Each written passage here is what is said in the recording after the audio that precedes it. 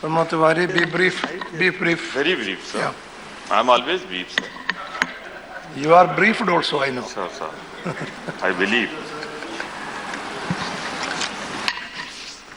Deputy chairman sir, मैं आपका आभारी हूं कि देश के एक बहुत संवेदनशील मुद्दे पर सारे देश की निगाहें जिधर लगी हुई हैं और जिस पर अभी सभी ने चिंता भी व्यक्त की है, उस पर बोलने के लिए मुझे अवसर दिया है। शुरुआत में ही जो कुछ कहा जाना चाहिए था, जो सबकी आवाज़ थी, वो हमारे नेता गुलाम नबी आज़ाद साहब ने, जिनका अनुभव भी वहाँ मुख्यमंत्री के रूप में है, उन्होंने बहुत साफ गोई के साथ कहा।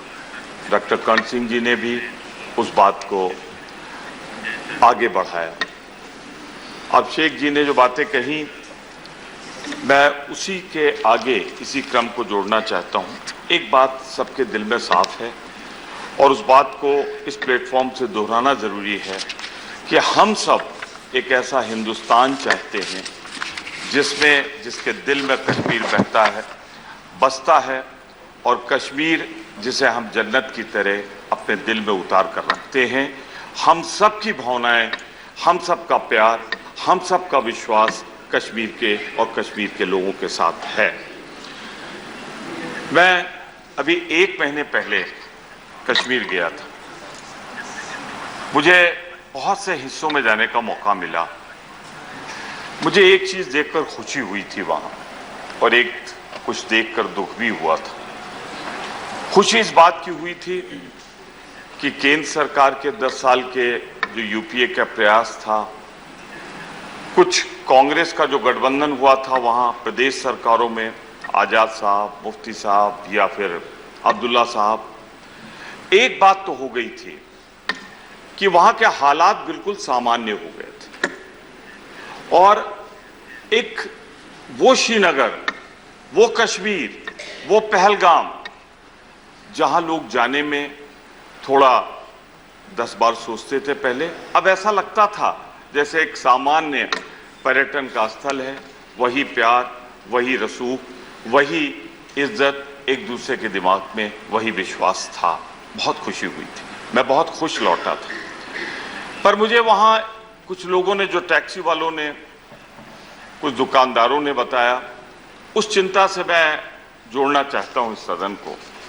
आप कहते तो हो कि पूरा देश इस पे एक स्वर में बोले, पर मेरी चिंता सिर्फ एक है, जो सरकार आपने प्रदेश में बनाई है, 2 पार्टियों से मिलकर बनी है, कम से कम वो तो एक स्वर में पहले बोले, एक जुबान में बोले, एक नियत के साथ बोले। जब जो सरकार बनी है जम्मू कश्मीर में सूबे की, उसमें ही बातों बातों में, मंत्रियों के बयानों में अगर मतभेद होगा तो 10 साल की जो मेहनत हमारी थी, वो मेहनत बिखर जाएगी। ये मुझे चिंता उस समय हुई थी, और वही चिंता मुझे अब दिख रही है। मैं इतना जरूर कहना चाहता हूं, 2 चीजें, आतंकवाद, अलगाववाद को लाइन के उस पार रखना पड़ेगा, और एक तरफ सामान्य बातों को दूसरी तरफ रखना पड़ेगा, सामान्य नागरिकों को दूसरा तरफ रखना पड़ेगा। जब तक ये विभाजन की रेखा हमारे दिल और दिमाग में नहीं होगी, हम इंसाफ नहीं कर पाएंगे इस समस्या के साथ। जेटली साहब बोल रहे थे, वो कह रहे थे यहां टेलीविजन पे जो चर्चा हो जाती है, उससे कश्मीर की समस्या का क्या मालूम, कैसे वो बिगड़ गई। मैं जेटली साहब नहीं हैं, पर आदरणीय राजनाथ जी से मैं चाहता हूं उन तक मेरी भावनाएं पहुंचा दें। ये वो हिंदुस्तान नहीं रहा, या वो दुनिया नहीं रही कि हम दिल्ली में बैठकर जो बोलेंगे वो कश्मीर में नहीं देखा जाएगा, नहीं सुना जाएगा। मैं बहुत दुख के साथ, पर बहुत दावे के साथ कहना चाहता हूं, वहां बातचीत करने के बाद इस नतीजे पे मैं पहुंचा हूं कि यहां हमारी सत्तारूढ़ दल का जो चरित्र होना चाहिए, जो उसके सहयोगी संगठनों का चरित्र होना चाहिए, ईमानदारी से उसका निर्वाह नहीं हो रहा है। शायद उन्हें आपने अभी सिखाया नहीं है, बताया नहीं है कि अब आप हिंदुस्तान की सरकार चलाते हैं, जिसकी भाषा अलग होनी चाहिए, जिसका एक चरित्र अलग होना चाहिए, वो नहीं है। यहाँ के कुछ संगठन से जुड़े हुए आपके लोग, मैं सबकी बात नहीं करता, कुछ ऐसी बातें कह देते हैं जो जख्मों को गहरा कर देती है, जो वहां के लोगों को जो विश्वास पनपा है उसमें अविश्वास भर देती है और वो निश्चित रूप से वहां के लोगों को अफेक्ट करती है। मैं आपसे कहना चाहता हूं कि आप में मुझे जो एक कमी नजर आती है मैं चाहता हूं उसे दूर कर लें। आप में कहीं ना कहीं ये पिछला तजुर्बा है आपका, पिछली सरकारों का भी, कि आप में आतंकवाद से लड़ने की पॉलिटिकल विल नहीं है, राजनीतिक इच्छा शक्ति आप में नहीं है। ये लिख लीजिए, समझ लीजिए और कर लीजिए। लाइए ना, अब तो बहुमत की सरकार है आपकी, 2-2.5 साल तो आप चलेंगे, उसके बाद तो आपको चलना नहीं है, पर 2.5 साल तो ये विश्वास आप रख लीजिए। अब तो एक पॉलिटिकल बिल लाइए, एक इच्छा शक्ति लाइए, आतंकवाद से लड़ने की हिम्मत दिखाइए, जो साहस चाहिए वो दिखाइए, वो आप में नहीं है। पॉलिटिकल बिल ले आइए, पॉलिटिकल एक शक्ति लाइए। अब मैं ये तो नहीं कहूंगा कि आप बुज़दिल हैं, या कह भी दो तो कोई गलत बात नहीं है, पर आप कमजोर जरूर हैं। कमजोर नहीं होते तो आप बताएं मुझे। एक बहुत बड़े नेता इस देश में थे जिनसे इनकी हर बात पे मैं सहमत हूं, न सहमत हूं, पर कुछ बातों से सहमत था। क्या आदरणीय श्यामा प्रसाद मुखर्जी जी के भावनाओं के अनुरूप आपने इस सरकार का गठन किया है वहां? मैं सवाल आपसे पूछता हूं। मैं इसीलिए कमजोर, आपको नहीं कहा राजनाथ सिंह जी, आप तो बहुत मजबूत आदमी, लेकिन सरकार के आप हिस्सा हैं, सरकार की बात कर रहा हूं मैं। ये बताएं मुझे, श्यामा प्रसाद मुखर्जी जी को मैंने तो पढ़ा है, अगर आपने नहीं पढ़ा हो तो किताबें मैं भिजवा दूंगा, पढ़ लीजिएगा। जिस तरह आप आजकल कर मुखर्जी जी जो कुछ कहते थे उसके अनुरूप कर रहे हैं।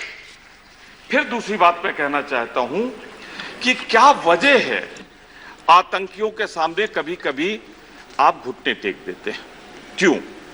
अरे ये हिंदुस्तान की सेना है, दुनिया की अजेय सेना है, उसके आप सरकार में हो, आप क्यों आतंकवादियों के सामने घुटने टेक देते हो? क्यों उनकी बंदर घुड़कियों से डर जाते हो आप?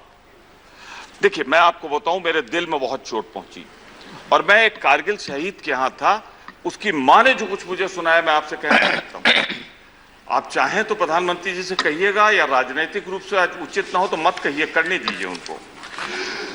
जब प्रधानमंत्री जी चले काबुल से, only 2 minute sir, only 2 minute sir, मैं ये कह रहा था जब वो काबुल से चले तो यहां पर हम इंतजार कर रहे थे उनका दिल्ली में, वो रास्ते में रुक गए लाहौर में। इनविटेशन रहा होगा, लोग कहते नहीं था पर रहा होगा। गए शादी में नवाज शरीफ साहब के यहां, अच्छी बात है, बिना बुलाए गए या बुलाए गए मुझे इस पे पड़ता नहीं मैं। और वहां जाकर, ठीक है, भारतीय संस्कृति है, चरण छुए उन्होंने। लेकिन मैं एक चीज कहना चाहता हूं कि वो कारगिल की शहीद की मां मुझसे पूछ रही थी, मेरा तो हाथ पकड़ने भी कोई नहीं आया, मैंने तो अपना बेटा खो दिया, और जिसके हाथों बेटा खोया उसके पैर छूने आप चले गए। आपकी पाकिस्तान की साथ की नीतियों में, पाकिस्तान की नीतियों में भटकाव है। आप कभी बहुत दोस्ती करना चाहते हैं और कभी आप इधर उधर की बातें करने लगते हैं। आप पाकिस्तान की नीतियों के बारे में कहां, किस हद तक, किधर जा रहे हैं, ये आप बता दें पूरे देश को कि आप चाहते क्या हैं।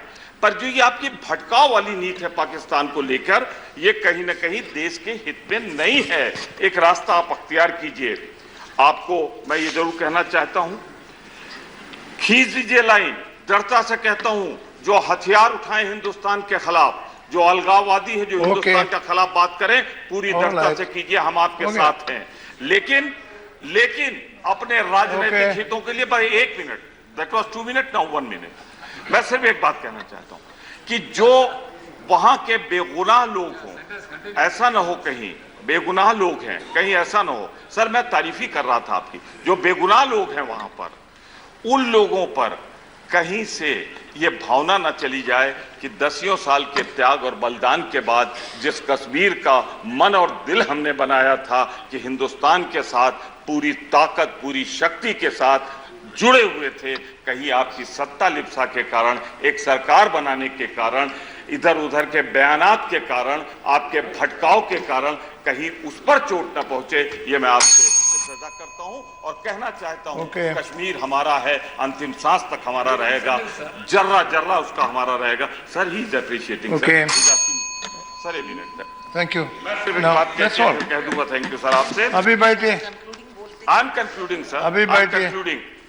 मैं सिर्फ इतना कहना चाहता हूं, जो यहां बोलते हैं ये सदन में, ये क्यों नहीं ऐसा करते कि इनके जो और दूसरे नेता हैं जो सदन में नहीं हैं या कुछ लोग सदन में हैं भी, वही भाषा क्यों नहीं बोलते जो सरकार की भाषा होती है। सरकार कुछ दूसरी भाषा बोलती है और आपके नेता दूसरी भाषा बोलते हैं। अगर आप मुझसे पूछे तो रोग की जड़ यही है। मैं इन शब्दों के साथ आपका बहुत बहुत Yes. आभारी हूं। Okay.